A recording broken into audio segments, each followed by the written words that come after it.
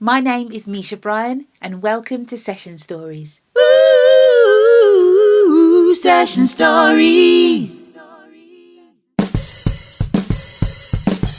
I am a session vocalist, actor and international vocal coach. I've toured and recorded with artists ranging from Brian Ferry to Russell Watson, Groove Armada to Basement Jaxx, Kylie Minogue to Donovan. I've performed at some of the biggest gigs in history, including Live 8 at the Brandenburg Gate and Concert for Diana at Wembley Stadium. I've created this video series because people are always asking me how I got into session singing. There is no hard and fast way of getting into the world of sessions, but I'm going to tell you my story and hopefully you'll get something from it, and most importantly, you'll enjoy it. Session Stories. I come from a very musical family. There was music kicking off in every single corner of my house when I was growing up. My dad would be like cooking the chicken on a Sunday and listening to some reggae. My mum would be upstairs ironing her uniform. She worked for the NHS for 37 years. And she'd be listening to UB40. And my older brothers, they'd be listening to MTV Raps or MTV Bass or something like that. And I always had headphones in.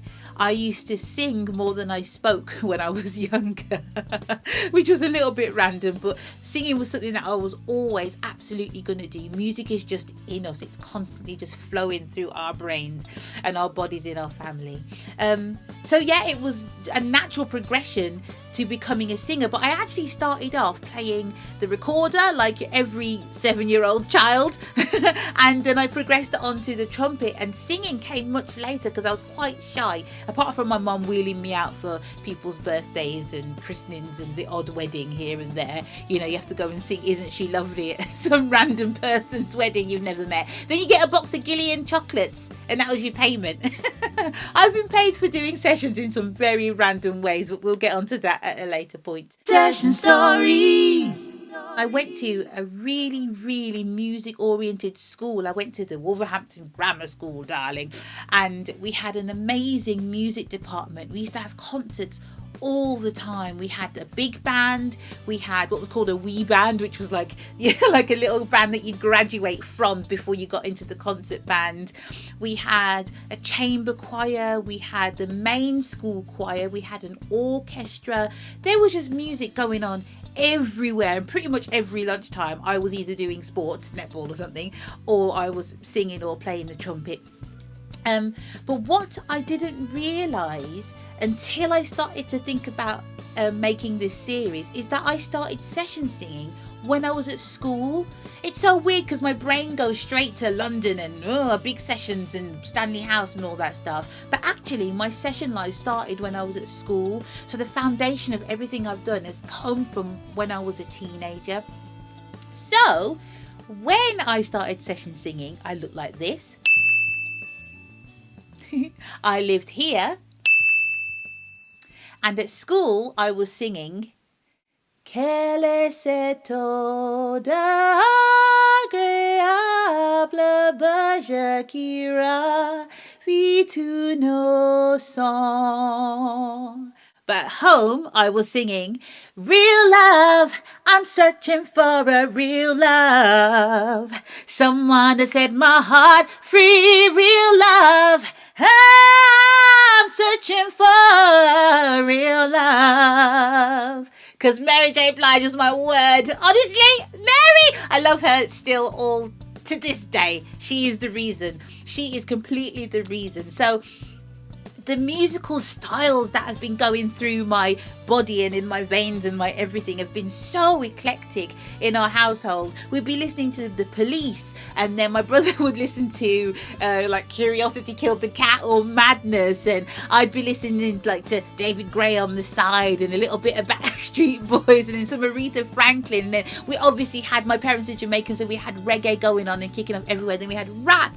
Then when I went to school, it was always kind of very kind of classical stuff, but then we got into jazz, you know, and so all these different musical styles have informed me and helped me on my session journey. Session Stories.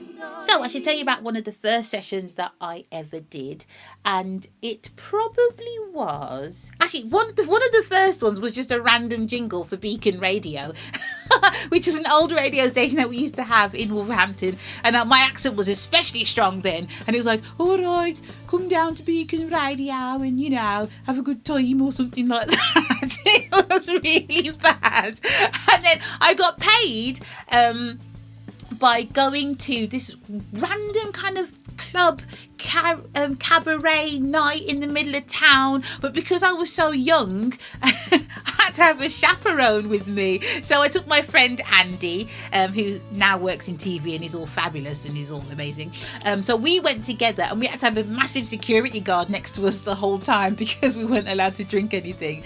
But it was really cool to think I just used my voice, and then now I've got this amazing experience, and I get to do something I love, and then get to see these people doing their cabaret show. So the bug started there, really, and I thought it was really amazing.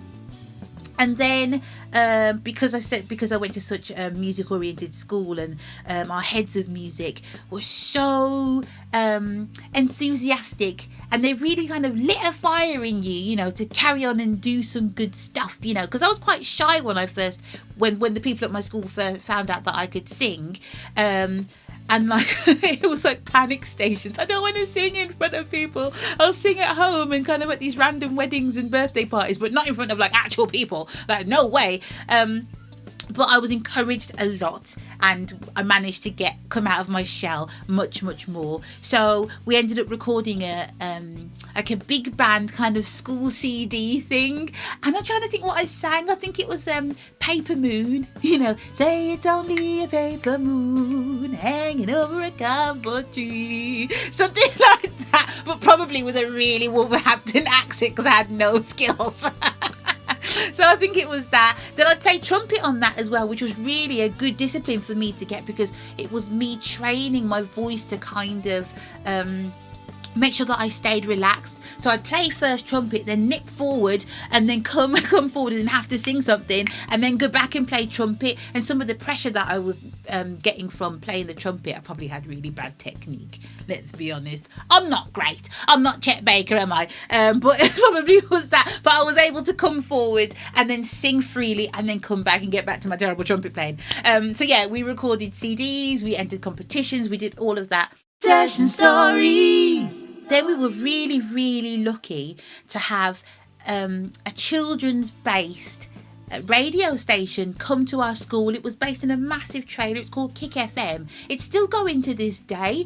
It's run by a guy called Rob Smith, and loads of young people came together to come and read the news and do the weather, and could just be presenters and do outside broadcasts and stuff like that. It was so good. You could see really shy kids just coming out of themselves. Now, obviously, because I was a singer, I was like, Misha, come in and do the jingles. So I was like, okay, then I'll do the jingles.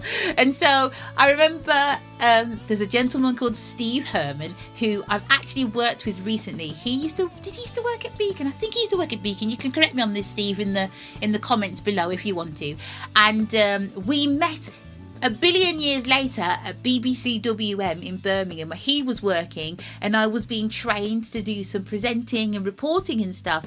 So Steve trained me at BBC WM, but what actually had happened is that we'd met years before working at Kick FM, and he was the engineer on the session, so I had to basically come up with a jingle, just random, anything, something to do with the station. So I said to my mate, I was like, yeah, I'm going to go and just sing this jingle. I'll see you in about 10 minutes, right? Have it tonight. See you in 10 minutes, as if. So she was like, yeah, okay, I'll wait for you outside the trailer. All of lunchtime later, still in there.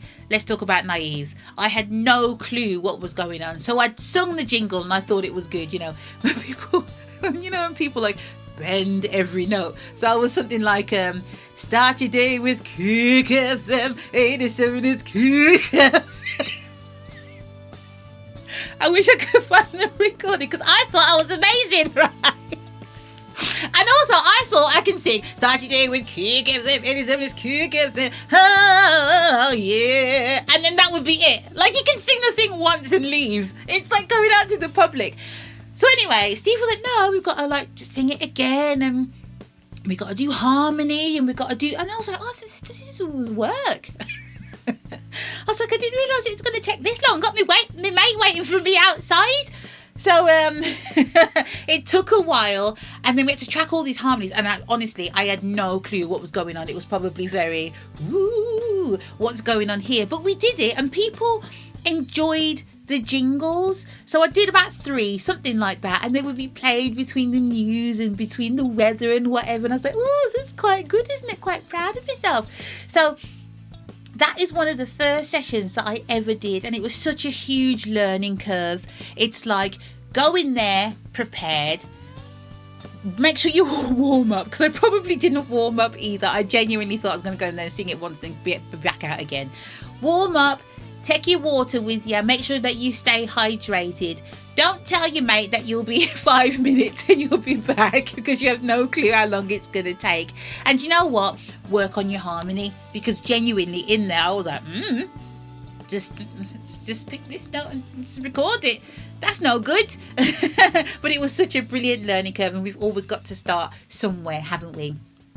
So from school, I then decided, absolutely, I definitely want to be a singer or physiotherapist for Manchester United Football Club. One of the two, you know. It's a bit different, isn't it? But no, it was always going to be singing. And then I decided to go and move to London. I just needed to find a music school to go to. Session Stories.